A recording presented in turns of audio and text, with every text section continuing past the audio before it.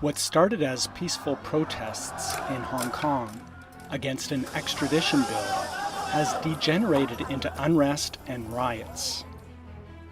Protesters continue to fight for all their demands. Although the events are often seen as a struggle of Hong Kong people for lost freedom and democracy, one must ask, what freedoms has Hong Kong really lost? And what do these protesters want?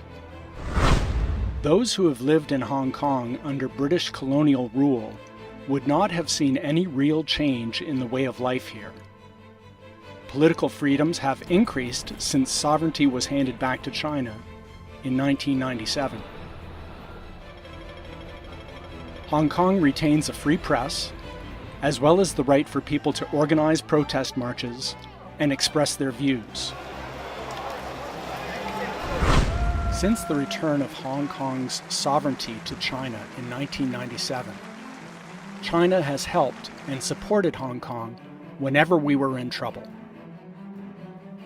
The Asian financial crisis in 1997, the SARS epidemic in 2003. Mainland tourists were encouraged to visit Hong Kong during the economic downturn in 2014 caused by Occupy Central. But the protesters, who had since turned rioters, are now shouting, "Liberate Hong Kong, revolution of our times," meaning they are fighting for Hong Kong's independence from China. More strangely and ironically, they waved U.S. flags during rallies, gathered at the U.S. consulate asking President Trump to please liberate Hong Kong.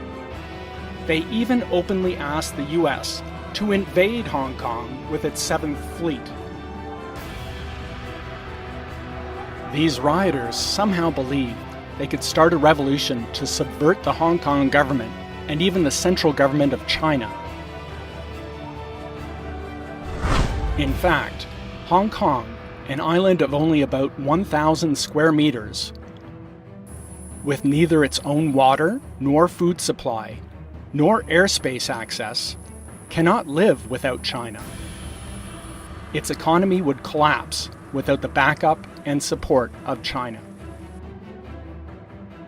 However, behind-the-scene manipulators have been creating a fantasy, saying that Hong Kong can be independent.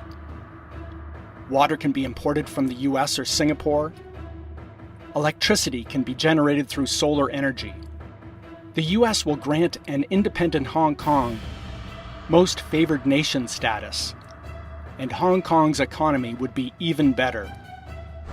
The young people openly called for a scorched earth policy, to set fire to and destroy the city.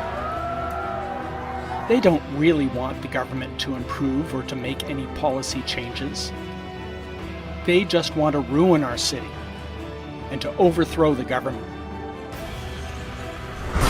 Let's all say no to violence and stand by Hong Kong.